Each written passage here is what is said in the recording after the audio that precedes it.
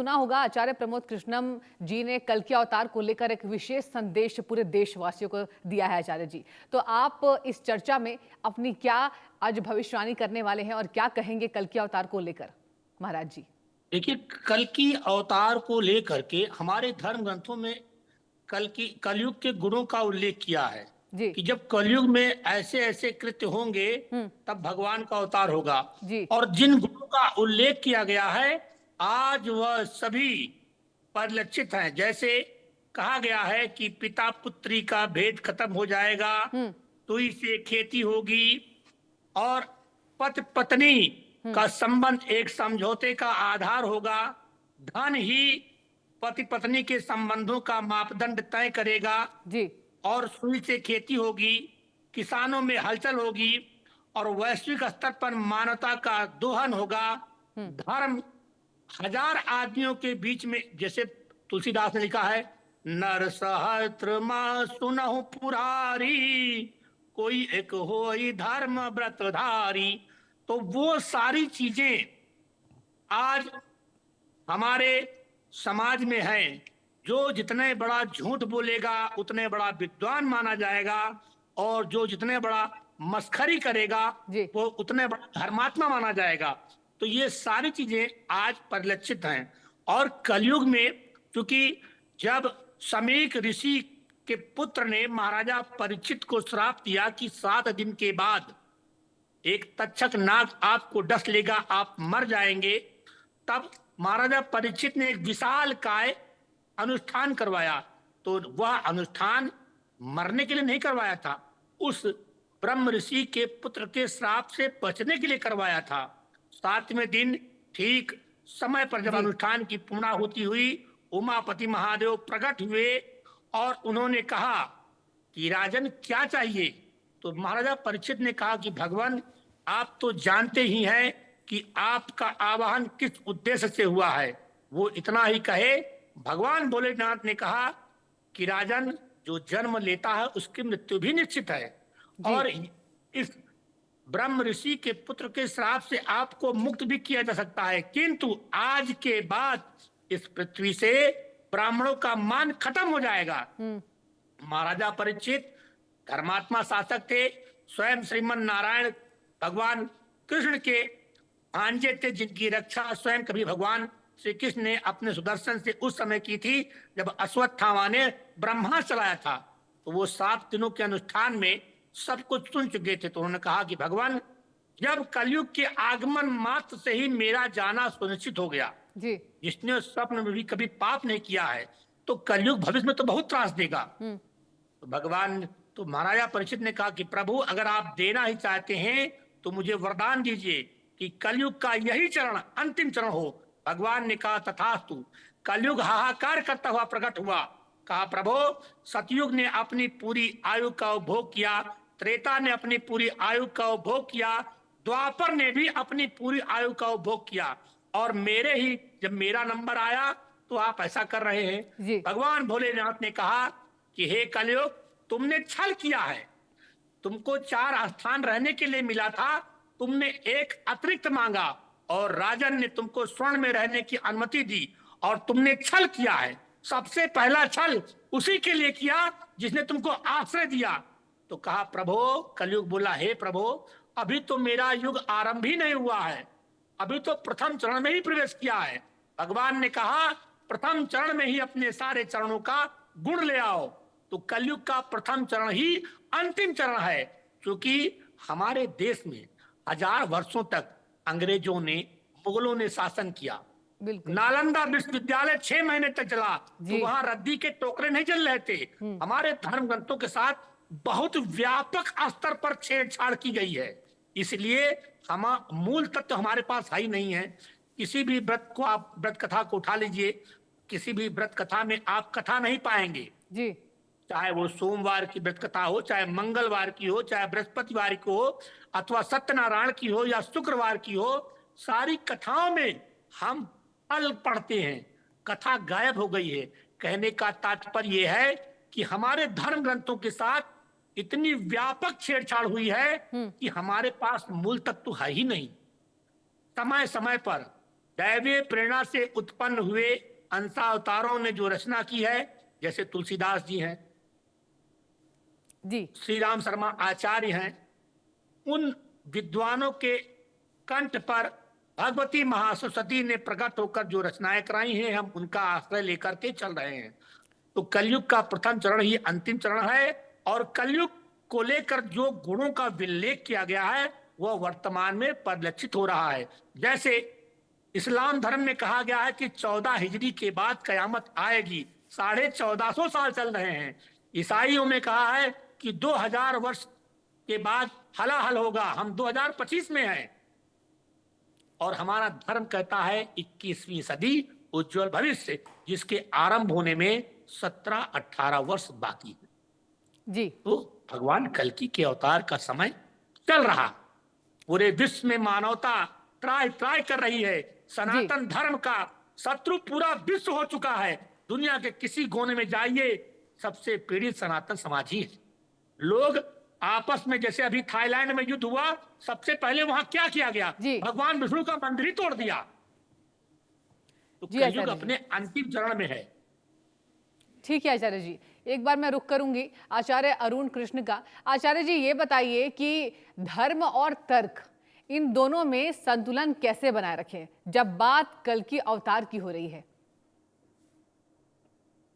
धर्म और तर्क जी, तो सनातन धर्म तो पूरी तरह से तर्क पे ही आधारित है। जी आप उपनिषद जब पढ़ेंगे, वेदांत पढ़ेंगे, तो वेदांत पे कहा गया कि तर्क, श्रद्धा क्या है? जो तर्क की कसौटी पे खरा उतरे वही श्रद्धा है। जी। और आपको बताऊं कि आपको बड़ा विवादास्पद लगेगा, काफी एक कथावाचक की चर्चा हुई, उन्होंने कह दिया कि स्त्रियों को वेश्या, उसके लिए उनको खूब उन पे विचारों के पीछे दुनिया पड़ गई। लेकिन देखिए वाल्मीकि जी ने रामायण में क्या कहा। वाल्मीकि जी ने कहा, स्त्रिय सो पोषण परा, वेश्या आचरण तत्परा, पति वाक्य मनादृता सदा अन्न गृहित तत्परा, दूसरेषु करशति पुरुषेषु सदा स्पृहाम। कि एक ऐसा कालखंड आएगा कलयुग में जब स्त्रियां अपने पोषण में लगी रहेंगी और वेश्याओं जैसा आचरण करेंगी, पति का अनादर करके दूसरों के घरों में झांकेंगी और चरित्रहीन दुष्ट प्रवृत्ति के पुरुषों के साथ रहना पसंद करेंगी। उन्होंने देखो पुरुषों को क्या कहा, पुरुषों को भी कहा कि चरित्रहीन और दुष्ट प्रवृत्ति के पुरुषों के साथ स्त्रियां रहना पसंद करेंगी, वेश्याओं जैसा आचरण करेंगी। तो देखिए एक एक शब्द उस ब्रह्म ऋषि वाल्मीकि जी के आज स्पष्ट हो रहे हैं कि स्त्रियां क्या कर रही हैं। आज रील पे आप घटिया से घटिया बातें, हमने तो ये देखा भैया आज देवी जी की माताएं जो दुग्ध पान करा रही हैं बच्चों को, उसको रील पे दिखा रही हैं। मतलब आप सोचिए, निम्रता की, घटियापन की, चरित्रहीनता की पराकाष्ठा, कि जो मां बच्चे को दूध पिला रही है उसको टीवी पे दिखा रही है, उसको रील बना रही है ताकि ज्यादा वायरल हो जाए। स्त्रियां अंडर गारमेंट्स में मेट्रो में घूम रही हैं। मतलब आप सोचिए क्या हो रहा है। एक दिन में 8 अरब पशु काटे जा रहे हैं, गाय भैंसें काटी जा रही हैं, पशुओं को खाने के लिए माना जा रहा है, पशुओं को, निरीह प्राणियों को भाज्य पदार्थ माना जा रहा है। तो आप सोचिए अगर ये इस समय किसी महापुरुष का, किसी दिव्य पुरुष का प्राकट्य ना हो तो कब हो। और मैं ये मानता हूं, एक बात प्रमोद जी ने बड़ी अच्छी कही, इसी बात को मैं प्रमोद जी से पहले कह चुका हूं कि जब आपके बीच में महापुरुष, वो दिव्य पुरुष, वो योग्य युग पुरुष आएगा, तब आप उसे पहचान नहीं पाओगे। और मुझे लगता है उसके बहुत सारे लक्षण आपको योगी आदित्यनाथ के अंदर प्रलक्षित होते दिखते हैं। आप योगी आदित्यनाथ जी को देखिए, वो आज इस कालखंड के महापुरुष है, दिव्य पुरुष है। और देखिएगा जब इस देश को बांग्लादेशी मुसलमान, भारत के मुसलमान, पाकिस्तान के मुसलमान, जिस कालखंड में देख लीजिएगा, सब आपके सामने, हम भी यहीं पर है, 10 साल बाद, 20 साल बाद, 30 साल बाद, ये तीनों जगह के जिहादी मिलके जब हिंदुओं को, काफिरों को मारने का षड्यंत्र करके हमला करेंगे, तो जो युग पुरुष इसका नेतृत्व करेगा वो युग पुरुष आदित्य योगीनाथ होंगे। और वही युग पुरुष होंगे जो आज के अवतार हैं। हमें दिखता नहीं है, क्योंकि जब राम आए थे तब राम के बारे में कोई नहीं जानता था। जब कृष्ण ने अपना दिव्य रूप दिखाया भगवान कृष्ण को, तो अर्जुन हतप्रभ रह गए। और अर्जुन ने क्या कहा, सखेति मत्वा प्रसभम यदुक्तम, हे कृष्ण, हे यादव, हे सखेति अजानता महिमानाम तवेदम मया प्रमादा प्रणयेन वापी। हे कृष्ण, मैं तो तुम्हें एक अपना बड़े ही प्रेम से हे सखा, हे यादव कह के पुकारता था, मुझे ज्ञात नहीं था कि तुम स्वयं में भगवान हो, 6 गुणों के साथ इस धरती पर आपका प्रकट हुआ है। मैं तो आपको प्रेम से सखा और यादव कहता था। तब भी नहीं जानते थे लोग। अगर जानते तो दुर्योधन कभी कृष्ण की सेना नहीं मांगता, भगवान कृष्ण को स्वयं मांगता। अर्जुन को कहीं आभास था कि यही वो है जो इस महाभारत को नेतृत्व करेगा और यही मुझे विजय प्राप्ति मेरी सहायता करेगा। तो मुझे लगता है कि कल की अवतार को तो चलो 4 लाख वर्ष हैं, और जो जैसा लिखा हुआ पुस्तकों में, और वो श्रावण मास में शुक्ल पक्ष में जन्म लेंगे। लेकिन आज के युगावतार जो हैं वो आदित्य योगीनाथ हो चुके हैं। मैं चाहता हूं इस देश के 100 करोड़ हिंदू अपनी जाति प्रथा, अपनी जाति भेदभाव छोड़ के केवल एक चीज पर अपना केंद्रित करे मन को और ध्यान को और शरीर को और अपने श्रम को, वो आदित्य योगी नाथ की शक्ति बनने में। जिस दिन आप समस्त हिंदू आदित्य योगी नाथ की शक्ति बनेंगे, उस दिन आप देखोगे, आपको लगेगा कि वो अवतार यहां पर आ चुका है। तब आपको आभास होगा जब उन शत्रुओं का, राक्षसों का, जिहादियों का, जो मानवता को, पशु पक्षियों को, दूसरों को इसलिए खत्म करना चाहते हैं क्योंकि वो किसी एक विचारधारा को नहीं मानते, जो पूरी तरह से विचारधारा 1400 वर्ष पहले आई और पूरी तरह से असत्य और झूठ पे आधारित है। उस विचारधारा को ना मानने वालों को मारा जाएगा। इस विचारधारा की लड़ाई आने वाले कल में बहुत ही भयंकर रूप लेगी, और उस भयंकर युद्ध का जो नेतृत्व करेगा, हम भी नेतृत्व करेंगे उसका, लेकिन जो महान नेतृत्व करेगा वो आदित्य योगीनाथ जी होंगे, और वही आज के युग पुरुष है। आचार्य जी, आपने बहुत अहम बात कही है मुख्यमंत्री के बारे में, योगी आदित्यनाथ जी के बारे में। ये बताइए कौन सी खास बातें हैं? देखिए, आपने बहुत गहन चर्चा की है इस विषय पे कि आपको उसमें उनमें कुछ ऐसा रूप दिखाई देता है और जो बाद में अत्याचारों को कम करेंगे और यहाँ पर भारत का एक अच्छा नेतृत्व करेंगे। तो बताइए, दर्शक भी तमाम ये इंतजार कर रहे हैं। आपने बहुत अहम बात कही है इंडिया न्यूज़ के माध्यम से कि सीएम योगी में आपको कुछ ऐसे गुण दिखाई देंगे। तो कौन कौन से वो गुण हैं जिससे आप दर्शकों को ये बात बताना चाहेंगे आचार्य जी? देखिए, इस देश का पहला मुख्यमंत्री जो भगवा धारण करके मुख्यमंत्री की शपथ ले रहा है जी, ये अपने आप में ही लक्षण है। और हमारे महाराज जी भी मेरी बात से समर्थन देंगे मुझे कि एक ऐसा व्यक्ति जो भगवा धारण करके मुख्यमंत्री का शपथ ले रहा है जी, उस विधर्मी राज्य में, उस विधर्मी मुख्यमंत्री नेताओं के बीच में जो नमाज होते समय मंदिर की घंटियां पकड़ने के लिए सिपाही लगा देते थे, जी, कहीं इन जिहादियों के नमाज में दखल ना हो जाए, वहां पर एक आता है ऐसा महापुरुष जो भगवा पहन के, और देखिएगा आने वाले कालखंड में एक ऐसा ऐतिहासिक महापुरुष जो भगवा धारण करते ही प्रधानमंत्री की शपथ भी लेगा, जी, भगवा पहन के। ये अपने आप में बहुत बड़ी है। भगवा क्या है? भगवा उस सूर्य प्रकाश का, उस सूर्य देवता का रंग है वो भगवा, जो आदित्य योगीनाथ पहन के उसको इस देश के प्रधानमंत्री की शपथ लेंगे। और एक व्यक्ति, छोटे छोटे पद के विधायक, अरे बड़ी बड़ी मर्सिडीज गाड़ियों में घूमते, एक छोटा सा टटपूंजिया विधायक भी, और उसके पास क्या है?